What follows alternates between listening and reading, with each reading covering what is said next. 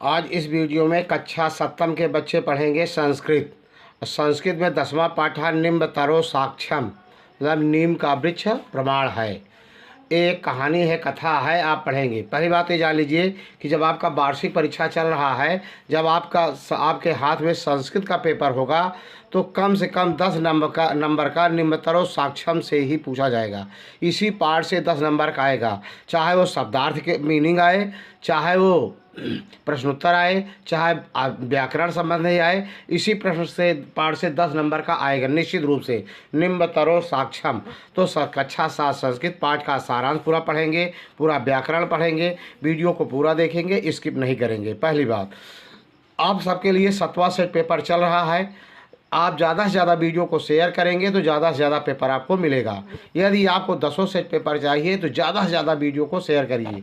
आपके इष्ट मित्र सगे संबंधी पूरे भारतवर्ष से कहीं पर भी हों तो उनको बताइए, ताकि चैनल को भी सब्सक्राइब कर लें, उसका लाभ उठाएं। ठीक है। और आपको 50 सेट पेपर चाहिए तो प्लेलिस्ट ओपन करिए, सभी विषय के 50 पेपर मिलेंगे, संपूर्ण हल मिलेगा, कोई क्वेश्चन नहीं छूटेगा। बिल्कुल आपको प्लेलिस्ट देख करके ही पेपर देना चाहिए। विभिन्न कोड के पेपर मिलेंगे, कोई न कोई प्लेलिस्ट का पेपर आपका पेपर होगा निश्चित रूप से।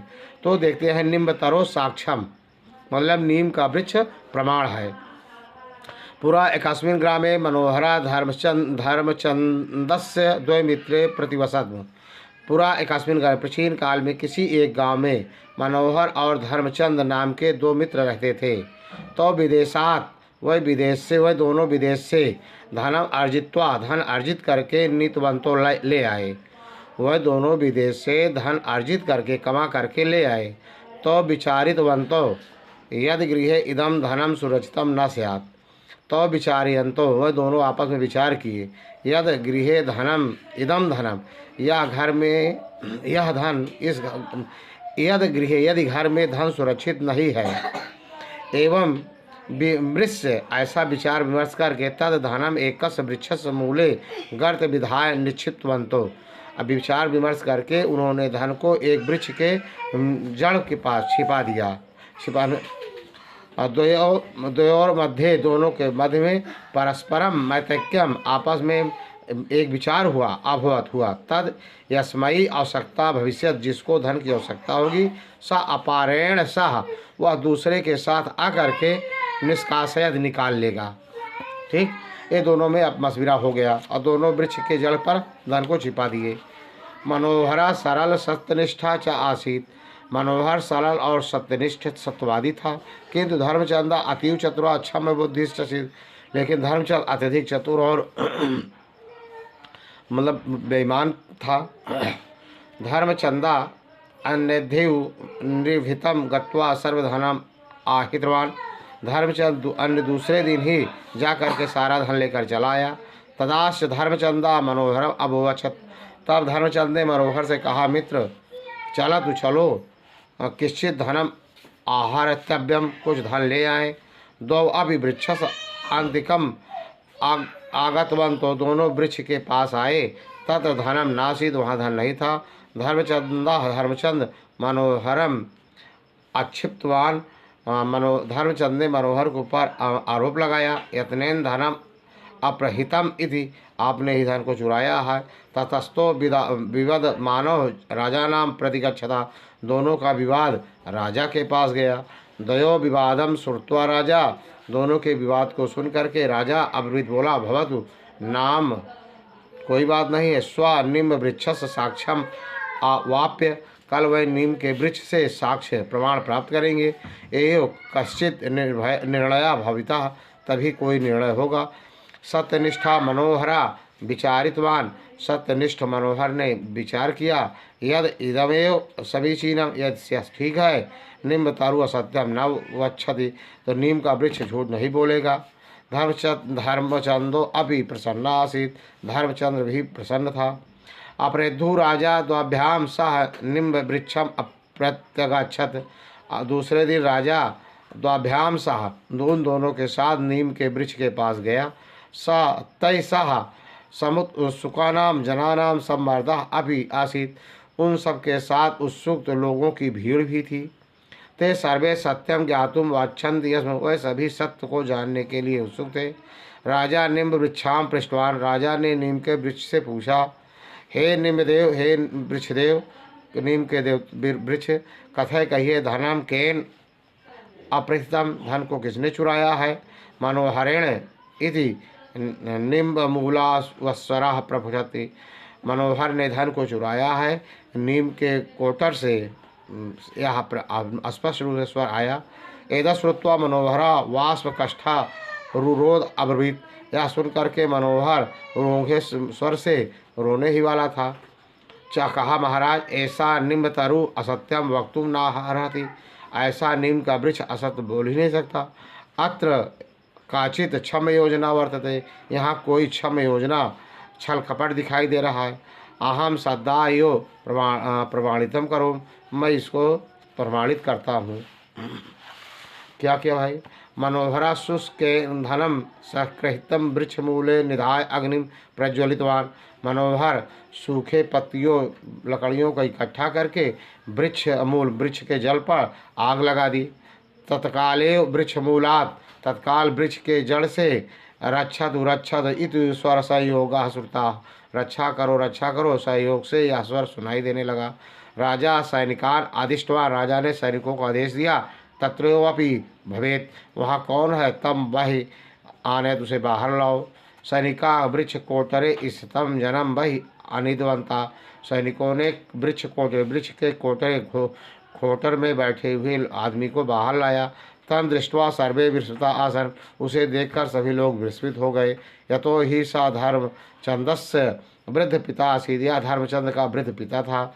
राजा सर्वम अभी ज्ञातवान, राजा सब कुछ जान भी गया। स पितरम पुत्रस्य कारागारे निक्षिप्तवान, वह पुत्र और पिता और पुत्र को कारागारे निक्षिप्त जेल में डाल दिया।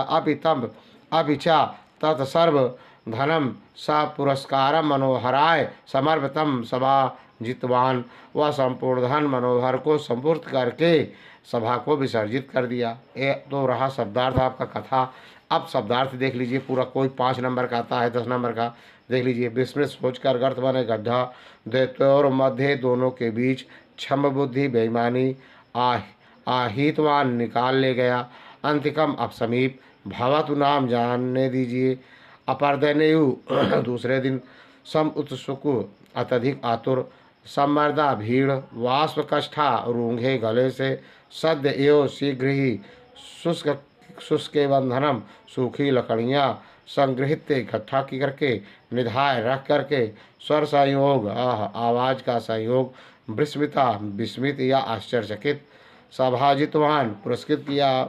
विश्रम्भात विश्वास के साथ उच्चारण करना है। इसका व्याकरण पूरा देख लीजिए। अब अभ्यास देख रहे हैं क्या है, देखिए आपको मिस नहीं करना, पूरा पेपर देखना है। यहाँ में देखिए मनोहरस मित्रम काशित, तो उत्तर है धर्मचंद्रा। तो अर्जितवान कुत्र निक्षिप्त, तो धनम अर्जितवान, एक पद में उत्तर देना है। देखिए इसका उत्तर क्या है किताब में हमारे, देख लीजिए ये आया है। तो अजितम धनम कुत्र, तो वृक्ष मूले, तव अजित धनम कुत्र, तो फिर मनोहरस स्वभावा की दृशासीत सरला सत्यनिष्ठा से उत्तर देना है। अन्यधु सर्वधनम का अगृहीतवान धर्मचंदा, वृक्ष कोटरे का से धर्मचंदस्व पिता, धर्मचंद के पिता थे। बहुत सरल है कि अगर आप पढ़े होंगे तो। अगला उत्तर देखिए, एक पद उत्तर देना है। तो विदेशात धनम अर्जित्वा नीतवंतो, इसको अर्जितवंता पूरा करना रीत पूर्ण करके। धर्मचंदा अतीव चतुरा क्षम बुद्धिश्च आसीत, ततस्थो विवद मानव राजानां प्रतिगच्छता, निम्बतरु असत्यम न वृक्ष वंचति, सा पितरम पुत्रस्य कारागारे निक्षिप्तवान, रेखांकित पदेषु कारकस्य नाम उल्लेखम कुरत नाम लिखिए। सा ग्रामम गच्छति कर्म कारक, तो विदेशात धनम अर्जितवंता नीतवंता अपादान कारक, सा अपहरण सा आगत्य निष्कासन करण कारक, रेखांग कारक का पदाना है। देव अभी वृक्षस अंतिकम आगतवंतो, संबंध कारक है इसमें। राजा सैनिकाम आदिष्टवान कर्म कारक है। सैनिका वृक्ष कोटरे स्तम जन्म अनितवंता अधिकरण कारक है। संधि विच्छेद करना है, देख लीजिए। पदम संधि विच्छेद। धर्मचंदश्च धर्मचंद्र च द्वयोर्मध्ये द्वयोधन मध्ये सम उत्सुकानाम समधन उत्सुकानाम शुष्केन धनम शुष्क धन इंद्र धनम। फिर रेखांकित पदानि अधिकृत्य प्रश्न निर्माण कुरत करके एकस्मिन् ग्रामे द्वय मित्रे प्रतिवसत्तः। कस्मिन् ग्रामे द्वय मित्रे प्रतिवसत्तः, किस गांव में दो मित्र रहते थे? तो कस्मिन् ग्रामे, किसी गांव में। रेखांकित पदानाम अधिकृत, रेखांकित पदों की सहायता से प्रश्न बनाना है। तो विदेशात धनम अर्जितवंता नीतवंतो, कौ विदेशात धनम अर्जितवंता नीतवंतो। धर्मचंदा अतीव चतुरा क्षम बुद्धि आसीत, का अतीव चतुरा क्षम बुद्धिश्च आसीत। संस्कृत भाषायां अनुवादम कुरत, एक गांव में दो मित्र रहते थे। एकस्मिन् ग्रामे द्वय मित्रे प्रतिवसतः, वह दोनों विदेश से धन अर्जित कर ले आए। तब विदेशात धनम अर्जितवंता नीतवंतो। मनोहर सरल और सत्यनिष्ठा, मनोहरा सरल सत्यनिष्ठ आसीत। सैनिक वृक्ष के कोटर में स्थित व्यक्ति को बाहर ले आए। सैनिका वृक्ष कोटर स्थितम जनाम बहि अनितवंता। देख ना, पूरा आपको दिखाई दे रहा है आपको पूरा। यदि वीडियो आपको अच्छा लगा हो तो लाइक सब्सक्राइब शेयर जरूर करना। जय हिंद जय भारत।